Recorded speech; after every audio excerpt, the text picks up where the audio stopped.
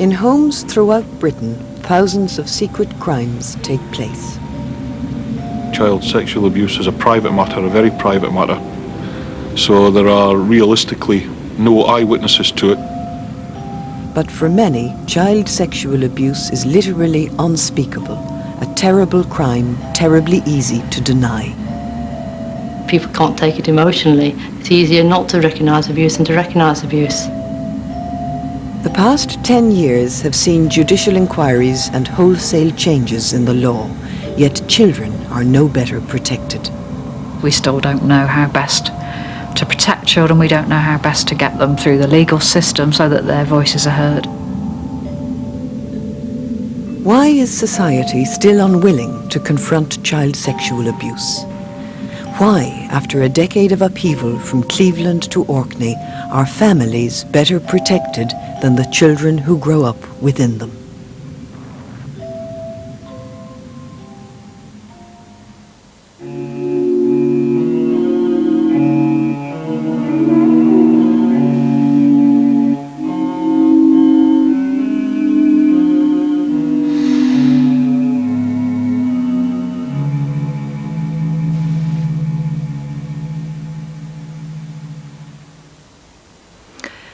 I moved to Cleveland when I was nearly 7 and lived there until I was 16. I was the eldest of several children, and my father was a manager of a local business. As a child, I was in ballet classes and went to Girl Guides. As a family, most of us went to church. Throughout my childhood, my father was sexually abusing me and physically abusing me and emotionally abusing me. I suffered it for 17 years because the grown-ups around me wouldn't make it stop.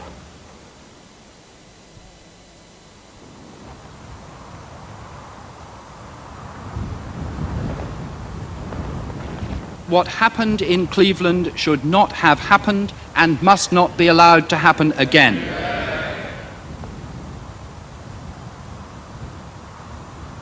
This is an indictment of certain individuals within the health service and an indictment of certain individuals within the social services.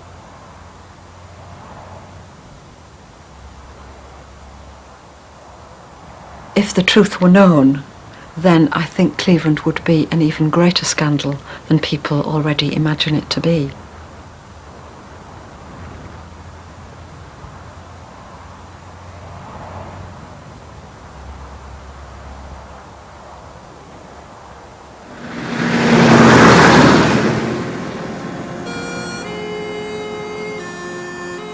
For 10 years, Cleveland has been shrouded in myths. Myths about 2 doctors and the techniques they used. Myths about the children they examined. And myths about happy families broken up by predatory social workers. I think the biggest myth, which is still unfortunately persisting, is that children for some reason would turn up at Middlesbrough General Hospital with a sore finger or an earache, and before they knew where they were having their bottoms examined and being declared sexually abused. The reality is very different. The stereotype, I would say, was wholly inaccurate. That in fact there was very considerable concern about many of the children involved prior to them being seen by doctors. The second myth was that doctors relied on one discredited sign, reflex anal dilatation, RAD, to diagnose all the children.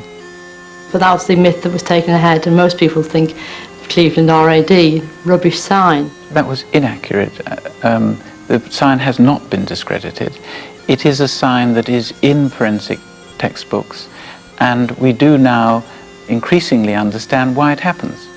And the most persistent myth of all, the myth that all the parents were innocent and wrongly torn from their children.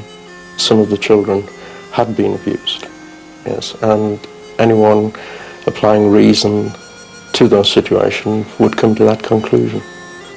But behind the myths, one bitter truth: adults' voices are always louder than children's.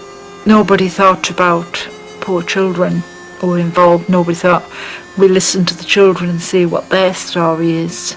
It was all the parents, and the children weren't listened to. At the heart of the crisis were two paediatricians, Marietta Higgs and Geoffrey Wyatt, and their medical diagnoses of abuse on 121 children. 10 years on, neither doctor is free to take part in this film.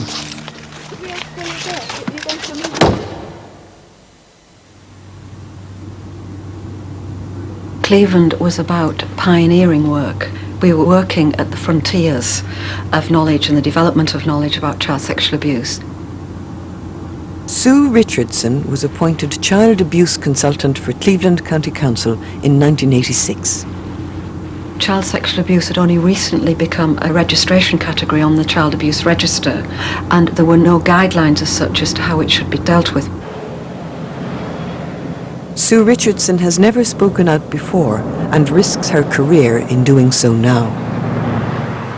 Cleveland was the first major event, as it were, that brought the whole issue onto the public agenda. It was also the start of the backlash in this country against professionals for their actions. Although there had been prosecutions for sexual abuse, Cleveland Police and Social Services traditionally relied on children to make an initial complaint. The result was a tide of undiscovered abuse cases waiting to break. Ruth was one of Cleveland's undetected victims of sexual abuse. Although she was not one of the 121 children caught up in the crisis, she knows what many of them were going through. I was threatened by my father that if I told, I would be called a liar.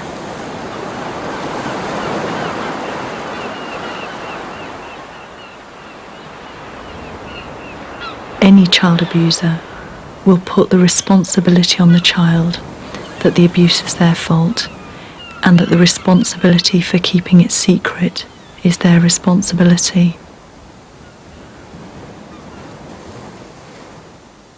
As adults, we don't give a child the responsibility to diagnose a broken limb if they've fallen.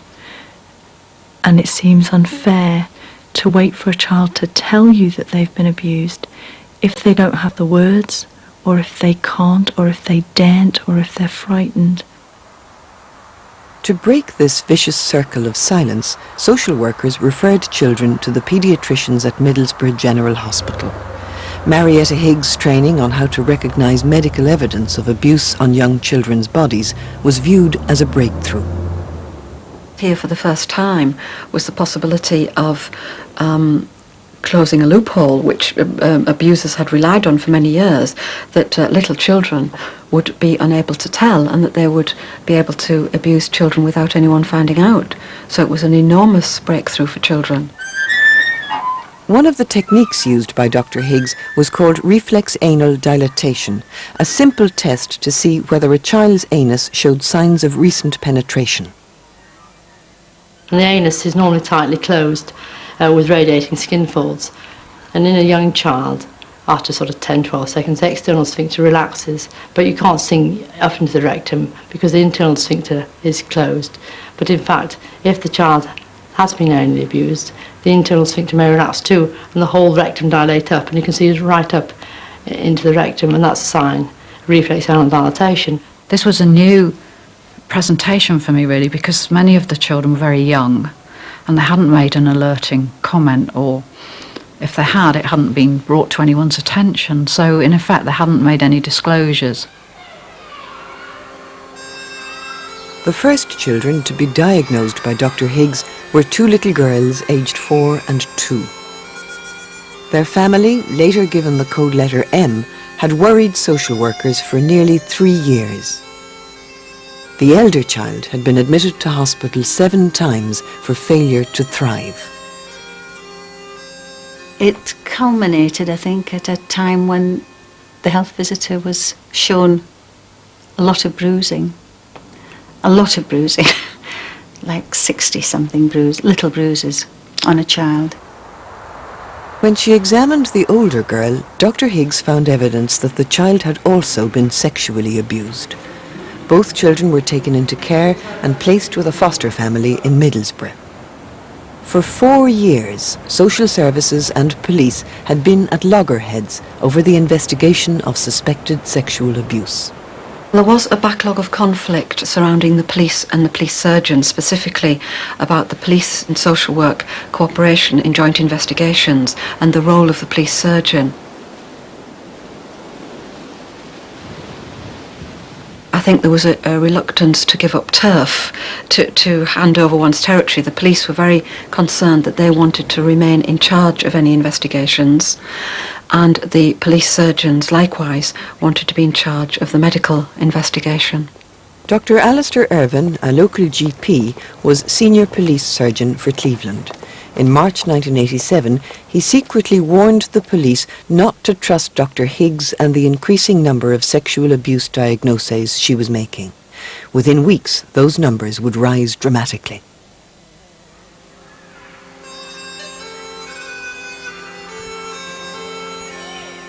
In May, the 2 children from the M family were re-examined prior to a court hearing. Dr. Higgs found new signs of anal abuse in both children. If the abuse had happened whilst the children were in their foster home, all the children in that house were potentially at risk. As a result of that, further inquiries were made into circumstances in the foster home, and the foster parents' children were also seen and examined, and it appeared that they too had been subject of sexual abuse. A paediatrician from outside Cleveland examined the children and confirmed the diagnoses. Some of the children had abnormal genital signs, some of them had abnormal anal signs, some of them had both abnormal genital and anal signs. And so I was able to do a clinical examination. We photographed the children, so we had documentation there. And then I wrote up my opinions, what the physical signs were, what they might be consistent with. But a crisis was brewing. From seeing only a handful of cases, Middlesbrough General Hospital was now struggling to cope with several referrals a day. On May the 21st, a family of 3 children, code-lettered AA/E, was referred to Marietta Higgs after the eldest girl made a partial disclosure. She was describing sexual intercourse going on in her bed, adults having intercourse in her bed, and she described stains on the sheets and things, which a small child wouldn't have understood about at that stage. But that was the kind of concern that we had, that things were happening in that house which the children shouldn't have had sight of, really, shouldn't have known about. With her mother's consent, Dr. Higgs examined the girl. She found evidence of gross damage to her vagina and anus, but before she could examine the 2 younger children, their father, already on police bail for unrelated offences, stormed onto the ward. Father's response to Dr. Higgs finding signs, as she felt, of sexual abuse, that he just removed the children and hid them, and then got the police and the police surgeon to come and examine the children again. Social workers immediately obtained a place of safety order, but the police refused to implement it. Instead, police surgeons carried out a secret examination of the children. They saw no evidence of abuse. There was such a dispute over the medical diagnosis that really it was difficult for the police to accept that the children needed to be investigated for child sexual abuse, and as a result that particular family of children suffered greatly because of the conflict between the doctors. The way in which they suffered is that they ended up being medically examined and re-examined 4 or 5 times. The opposition to Dr. Higgs' diagnoses was led by senior police surgeon Alistair Irvine. On May the 28th, Sue Richardson called a meeting to try and resolve the conflict. There was myself and 2 or 3 very senior police officers present, and the meeting degenerated into the most appalling situation I've ever been in my professional career, where Dr. Irving was calling Dr. Higgs incompetent and misguided, demanding that I choose between them, and generally getting out of control and in a very emotionally heated state. Immediately after the meeting, Cleveland Police issued a secret memo telling its officers to treat with caution any diagnosis of sexual abuse made by Dr. Higgs. Social Services issued their own confidential memo instructing staff to bypass the police surgeons and seek a place of safety order whenever a diagnosis was made. I suppose, really, it was the wrong use of a place of safety order because it was fundamentally to protect the children from the police and police surgeons and repeated medical examinations. From then on, the police increasingly withdrew from any investigations. Eventually, they simply took their bat home. There's no other way of putting it. And they became increasingly reluctant to investigate cases at all. Things were said to parents that the paediatrician's diagnoses were not to be relied on. Parents reported that to me, that they didn't know what to think, they didn't know what to believe because a paediatrician had told them one thing and then a police officer had come along and told them not to take that seriously. And it was causing absolute chaos, really. Particularly with the police being warned off and told not to believe what was happening. That caused splinters and splintering of all the good work that had been done.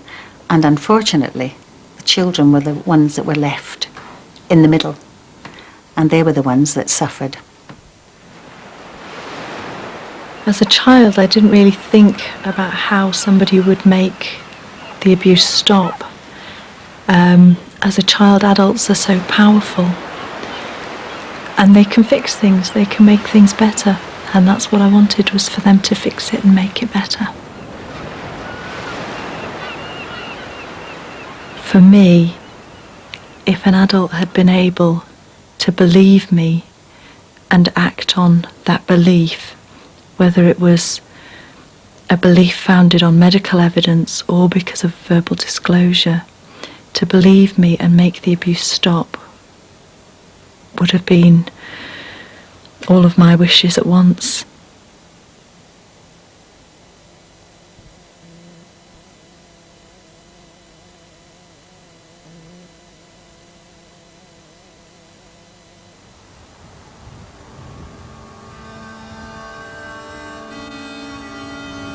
By the end of May 1987, child protection in Cleveland was at a standstill.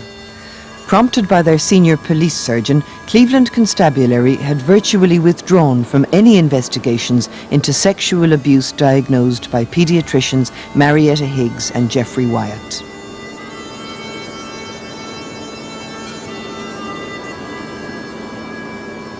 It produced complete stalemate, really. It meant that no matter how hard we tried in the Social Services Department to gather evidence, to interview children, and no matter how hard police officers on the ground worked to the same end, and some of them still did, that at the end of the day we would still be left in the middle of a row between doctors. In June, the case of a 5-year-old girl typified the standoff. The girl's father had served prison sentences for sexually abusing 3 other young girls. Dr. Higgs found unequivocal medical evidence of recent abuse. Almost immediately, the little girl, given the code letter II, described how her father repeatedly molested her. The child was living in the same household as a convicted offender. She had given a very clear disclosure. There were other worrying symptoms that she'd had. The mother believed her and could provide some supportive evidence. And there were medical findings. So in many ways, what more could any police officer or any other professional, for that matter, ever want? But because their police surgeon had warned them not to trust Dr. Higgs' diagnoses, Cleveland police refused to prosecute the girl's father, despite her clear disclosure to a police officer. She told me she had a poorly tuppence, which was caused by her father moving his fingers up and down inside. She stated that this had been going on for some time. In my opinion, there is no doubt he is responsible for this assault, but with the present policy, I was unable to charge him. If you don't have the police element in a multidisciplinary investigation, you can't do anything about the perpetrator. We had children here where we had no named abuser. We didn't know what we were protecting them from. Sometimes it meant taking them away from home simply because we had no idea who the perpetrator was. The result was an extraordinary increase in the numbers of children admitted to Middlesbrough General Hospital. My reaction to the numbers, the size of the problem that was being uncovered, it surprised me really, in that I thought this can't be true.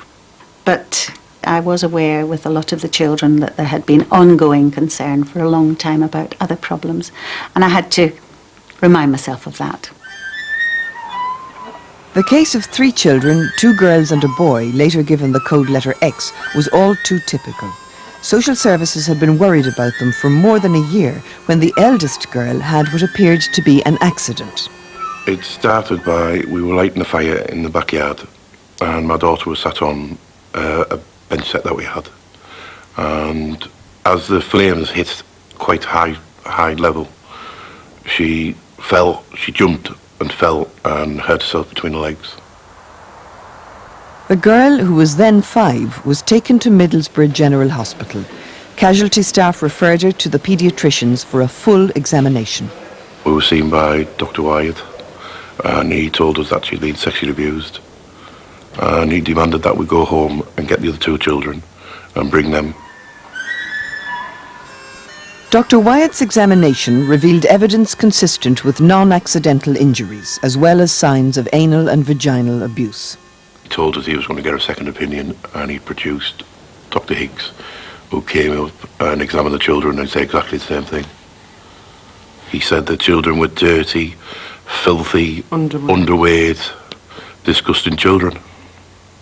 I was that angry. I pinned him up against the wall. It was really, I just couldn't believe it. Well, when parents react like that, it's very difficult for children to tell anybody what is actually happening to them. It places the children in a situation of impossible conflict, because almost whatever they do or say won't be accepted or believed by someone, which is why we tried to remove the children to a more neutral environment by admitting them onto a hospital ward where they would be able to talk over with someone neutral what had actually happened to them. But as the children bedded down on the hospital ward, their parents banded together to deny even the possibility of abuse. And in their local MP, they soon found a powerful champion. We're supported by Stuart Bell, MP for Middlesbrough, and it was brilliant. He was one hell of a man. Stuart Bell was extremely influential at that time, because he had such a high profile in the media. He was everywhere.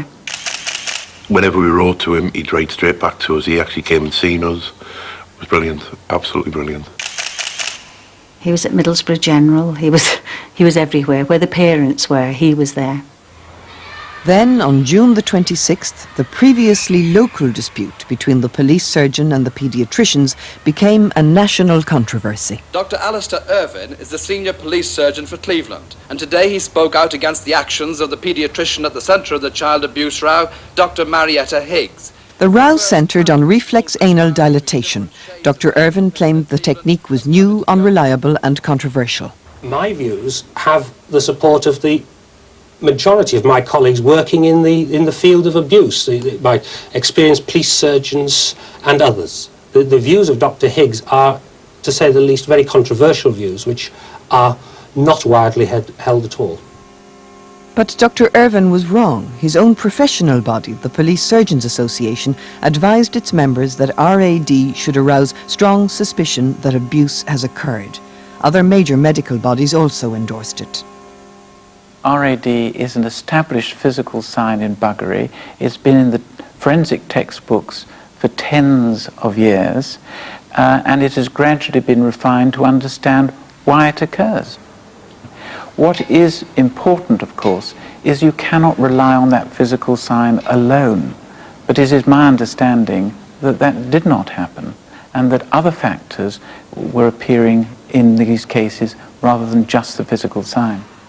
The increasing vehemence with which Dr. Irvine opposed almost any diagnosis made by Dr. Higgs led social workers to doubt the reliability of his judgments.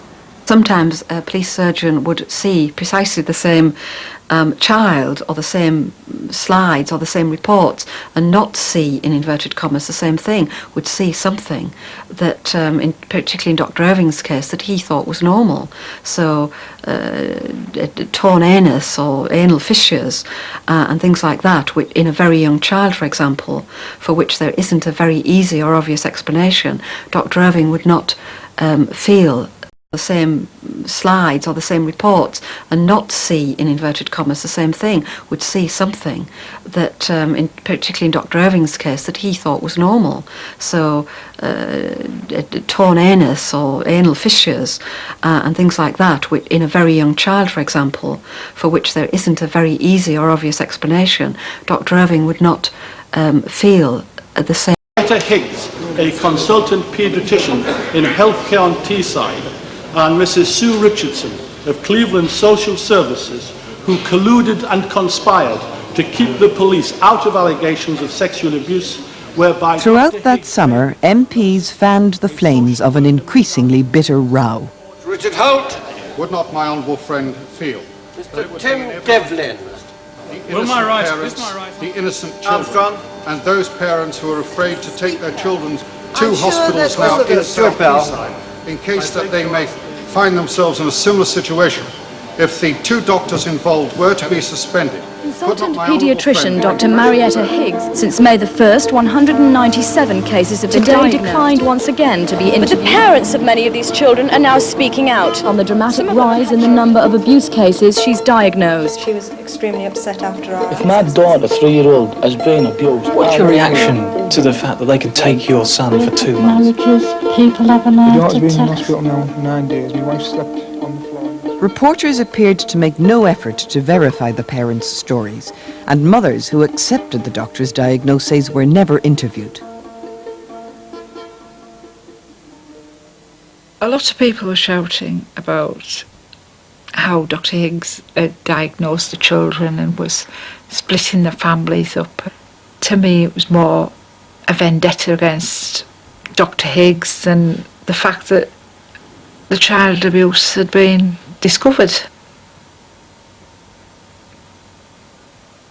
Behind the doors of his home, Jean's husband abused their 3 daughters, all under 8 years old, and pressured them never to talk about the abuse. The eldest one closed up, wouldn't talk to anybody, wouldn't say anything. The middle one, we tried to find out of her if anybody had been doing anything they shouldn't, and all she kept saying was that the eldest one, her, had a secret, and the eldest one would hit her if she told us the secret. Only Dr. Higgs' medical intervention and Jean's acceptance of it stopped the abuse and allowed the children to be protected. I praised Dr. Higgs all the way through. I was grateful to her for diagnosing my children so early on. And I just think she saved quite a few children from being abused. Soon, hostile reporting came to dictate the course of the Cleveland crisis and to drive the courts before it. The protection of children depends on the climate of public opinion. The laws, the courts are not immune from it. It's the crucial deciding factor, really, as to whether child sexual abuse will be dealt with or not. And the way in which the public hysteria was whipped up by the media meant that the cases didn't have a chance, really.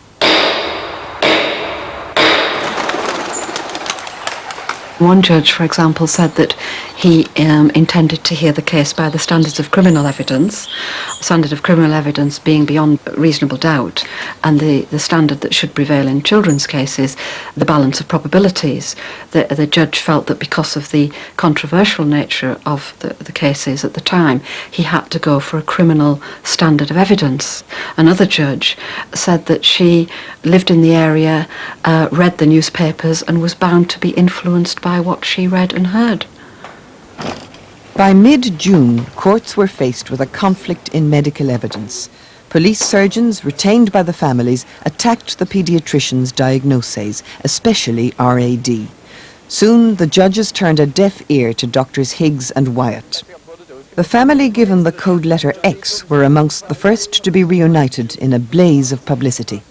We had people from TVM, BBC One, Tate, all covering the story, because I think we were one of the first families to actually get the children back. How do you feel about the verdict? Fantastic. It's what we've been waiting for. We've actually achieved it now. We're getting them over, that's it. We were at court for 2 weeks. The judge came back and he just told me, she said, this family was a very happy family until all of you interfered with their lives. He said, I have no alternative but to send these children back to the parents. But that decision flew in the face of allegations held in the family's social services file, evidence which has never been properly tested. 10 years on, the parents deny it. They said that your kids had dug up the floorboards of their house and set fire to it. No, that's wrong.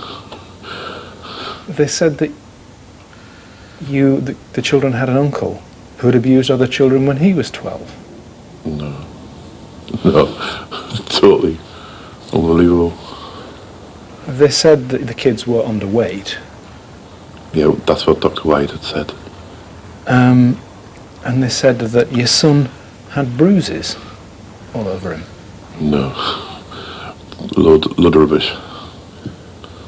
And they said that he'd drawn a picture for an NSPCC officer of a man, apparently, in their words, buggering a boy.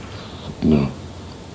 We loved the children, and there's no way we would do anything to them children whatsoever. Me, my family, anybody. Once the courts rejected the paediatrician's evidence, the County Council abandoned many of its cases, laying itself open to compensation claims even where the children had disclosed abuse. A situation developed where the cases either were proven or fell on the basis of medical evidence alone. Other supportive evidence, mainly which we held in the Social Services Department, started to be screened out.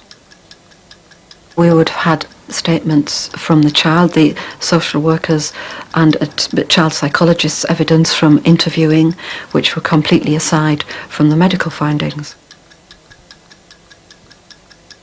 Are you saying that evidence about children's safety was not presented to courts which subsequently returned those children? Yes, I am saying that very clearly. In some cases, evidence was not put in the court. In other cases, agreements were made between lawyers not to put the case to the court at all, particularly as the crisis developed latterly, that children were sent home subject to informal agreements or agreements between lawyers. The cases never even got as far as the court. The two little girls from the M family, the very first children in the crisis, were amongst the casualties. Despite the bruises on their bodies and despite a clear disclosure of abuse, they were handed back to their parents unprotected. There was one young child in that household who did make what I thought was a very clear statement being for. She said that Daddy had put a toy in her bottom, and when she was asked what the toy was, she said it's an extra leg on Daddy.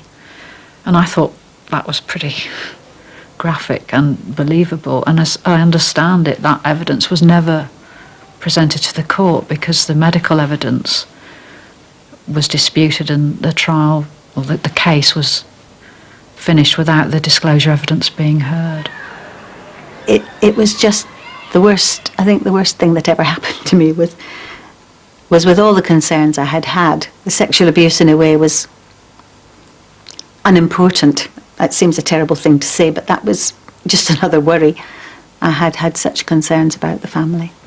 And they were returned. And I don't know what's happened to them now. The adult system let the children down in Cleveland and didn't protect them against what I believed was a real risk of abuse. And that was all a collective adult responsibility. It wasn't the children's fault, but the children were the ones that were punished.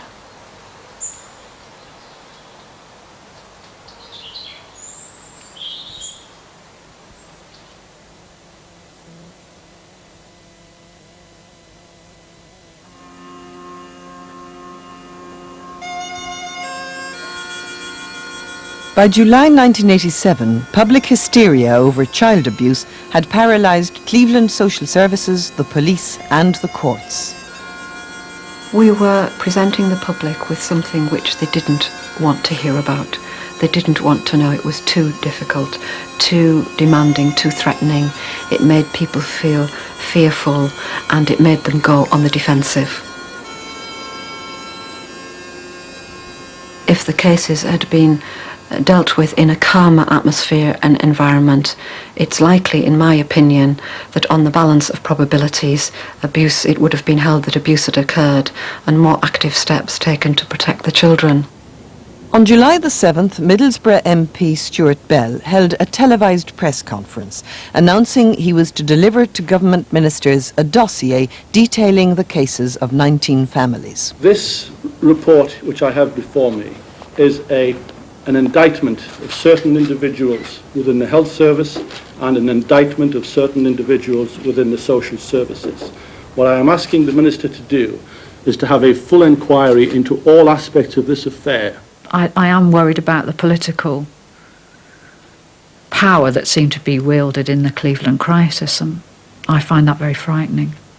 I find that personally frightening, that our work can be so interfered with.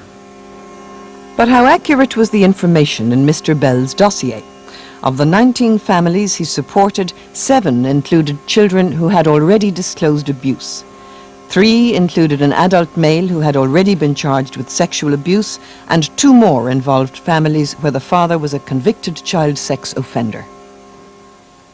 That really shakes me. I had no knowledge of that.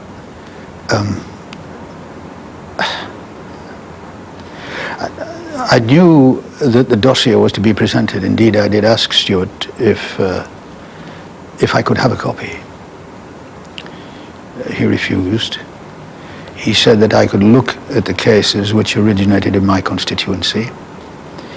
I pointed out to him that, according to parliamentary protocol, I should indeed be handling them. He refused to divulge any details on any of those cases. But if Mr. Bell kept his dossier secret from his fellow MPs, he publicised it widely and lobbied hard on behalf of the parents. He wrote to the parents of a family code-lettered AF whose children had been taken into care. No one would wish your children to be separated from their parents. In fact, the father had already been cautioned by the police for hitting the children, and a team of independent experts had concluded that separation was the only way to protect these children from their parents. I don't understand why Stuart Bell would choose to support adults who are accused of abusing their children without being very sure himself of whether or not the children were abused. I think somebody like my father going to an MP would very probably have come across as being very plausible and being the victim instead of the perpetrator. 2 days after Mr. Bell presented his dossier, the government announced a judicial inquiry. Mr. Speaker, I will, with permission, make a statement about child abuse in Cleveland. We have concluded that there should be a full inquiry into the arrangements for dealing with suspected cases of child abuse in Cleveland, headed by a High Court judge. The inquiry, under Lord Justice Butler Sloss, began hearings in August. At the same time, courts in Cleveland were still hearing several of the cases.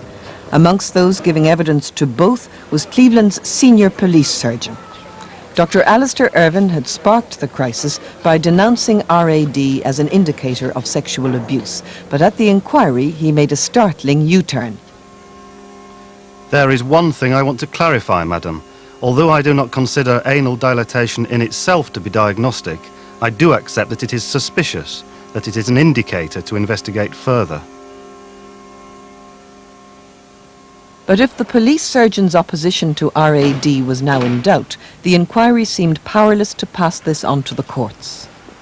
A clear decision was made by Butler Sloss at the beginning of the inquiry that nothing that was said in the inquiry should be relayed to the High Court, that one set of proceedings should not be allowed to influence the other. Nor was it only Dr. Irvin's evidence that was kept within the inquiry. On occasion, parents gave conflicting and inconsistent evidence in the inquiry and in the High Court, but only those of us that were present knew about that. The High Court wasn't allowed to know that perhaps some parents might have incriminated themselves or said things that were inconsistent with what they were being told in that other setting. And the central question, whether the 121 children had been abused, was never on the Butler Sloss inquiry's agenda. The inquiry wasn't set up to look at the cases. It was to look at the management of the cases. I think very many of us really wanted to tell the inquiry a lot of things about the children. I wanted to tell the inquiry how it was for the children, not just what they said about abuse, but what they were going through. And that didn't seem to be relevant at all. But detailed information on each of the 121 children was presented to the inquiry, in secret. Cleveland County Council drew up a computerized database on all the children. The purpose of the database was to collate information for the subsequent Butler Sloss inquiry of all of the details of children referred to the Social Services Department for suspected forms of abuse. I examined most of the files of the children involved, and there was definite evidence that various forms of abuse were suspected before referral either to doctors or to anyone else. The inquiry report criticised the paediatricians and social services management of the crisis, the police surgeons for dismissing RAD, and MP Stuart Bell for inflaming public opinion with unsupported allegations. It said nothing about the children themselves. With permission, Mr. Speaker, I wish to make a statement about the report by Lord Justice Butler Sloss on the findings of her inquiry into the handling of suspected child abuse cases. On July the 6th, 1988, Health Minister Tony Newton told the House of Commons that some children remained wards of court, but there was no verdict on how many had been abused. The report I have in front of me says we understand that out of the 121 children, those are the children diagnosed by Doctors Higgs and Wyatt, 98 are now at home. I think at the time that statement was made, it was true that 96 children had been returned home to their families, but the majority of them were subject to High Court orders of one sort or another, or restrictions in some instances were placed on certain members of the family not to have contact with them, or they were under the supervision of the Social Services Department. What do those restrictions imply to you? Well, it implied that the courts felt there was a case to answer at that time, and that the children might well be at risk and needed to be protected. The Department of Health also received independent evidence suggesting that the majority of the children had been abused. Independent panels, set up to give second opinions on the diagnoses by Doctors Higgs and Wyatt, reported the paediatricians had been correct in at least 70 to 75% of the cases. I only learned of this report about 2.5 weeks ago. And I've got to tell you that I was greatly pleased to learn of it. I wasn't privy to its existence, let alone its contents. Had we known then, I think it would have made a major difference, not only to the Children's Act, which came about later, but also to that debate specifically. The public has not had the information put before it. It's my belief that it has been actively withheld and concealed. If the truth were known, then I think Cleveland would be an even greater scandal than people already imagine it to be. The scandal would be that children were not protected from severe, horrendous abuse. Instead, parents have ever since been given license to attack the paediatricians and social workers. Now, 7 years ago, parents throughout the country were stunned when hundreds of allegations of child abuse were revealed in the county of Cleveland within a few weeks. This couple used a BBC chat show to complain of being kept from their son. He could be watching now. What do you want to say to him? Which camera are we on? That one there. Wherever you are, if you're watching this, and your friends, I want you to know one thing, your family love you very dearly. Come home and get away from those very evil people who got you in captivity. The truth about this man is that he's been convicted of sexual assaults on a young girl and that a High Court judge ruled he had repeatedly buggered his son, sometimes in front of his wife. It was like being in Alice in Wonderland or Alice Through the Looking Glass, that nothing made sense anymore and you never knew what was going to happen next. 2 years after the crisis, Cleveland County Council checked its records to follow up on the 121 children. Despite the disputed medical evidence, courts had ruled 93 of the children had been at risk of abuse. Only 28 had been sent home, either with a ruling that no abuse had taken place or with no conditions attached. The council found that many of the children had since been re-referred to its social services department. We found, in fact, 25 of the children had been referred, and of those 5 had been re-referred for sexual abuse. From what I knew of the families in 1987, the re-referrals didn't surprise me at all. And some of the indications with the families, there was very strong evidence that various forms of abuse had occurred to some of the children. And it was no surprise to me at all that in 1989, some of them had been re-referred to the department. The council sent details of the re-referrals to the Department of Health, but then a joint decision was taken that no further follow-up was to be carried out on the Cleveland children. All records relating to them as a group were destroyed.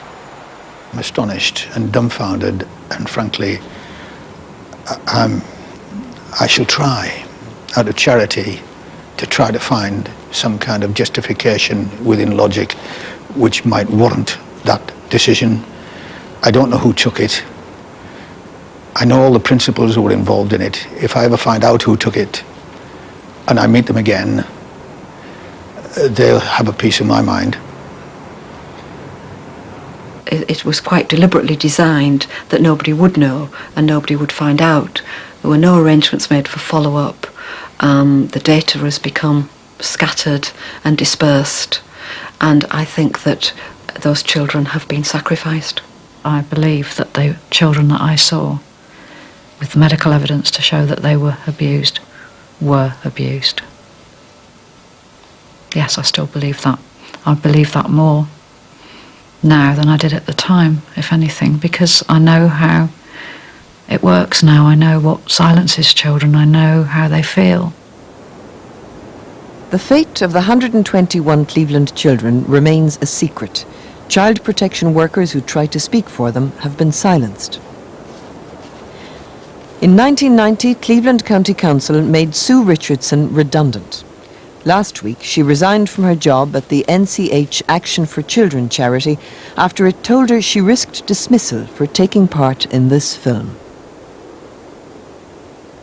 Cleveland has left a legacy of fear, a climate of fear and anxiety, that if you stick your neck out on behalf of abused children and they need adults to do that for them, then you just might get your own head blown off.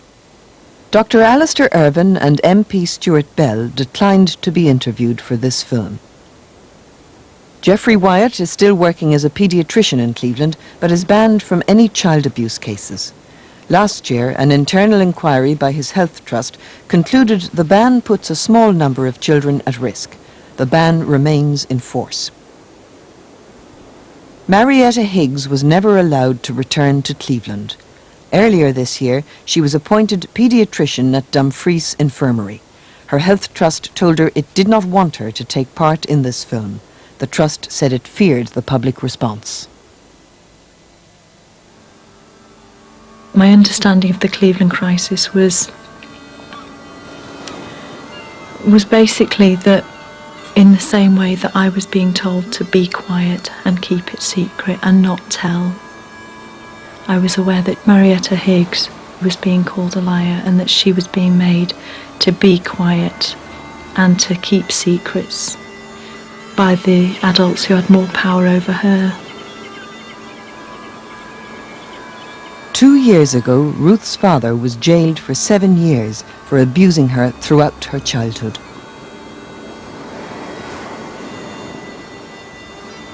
During the trial, defence barristers tried to persuade the jury Ruth's allegations could not be believed because she came from Cleveland.